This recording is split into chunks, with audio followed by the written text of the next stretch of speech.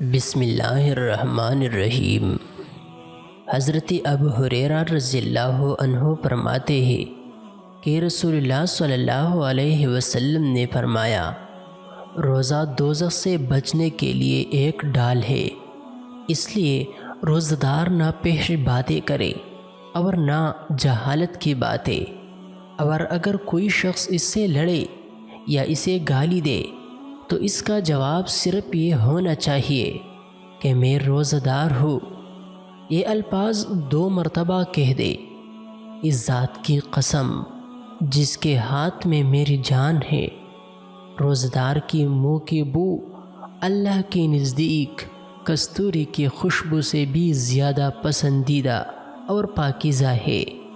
اللہ تعالیٰ فرماتے ہیں، بندہ اپنا کھانا پینا اور اپنی شہوت میرے لیے چھوڑ دیتا ہے، روزہ میرے لیے ہے اور میں ہی اس کا بدلہ دوں گا، اور دوسری نیکیوں کا ثواب بھی اصل نیکی کے 10 گنا ہوتا ہے۔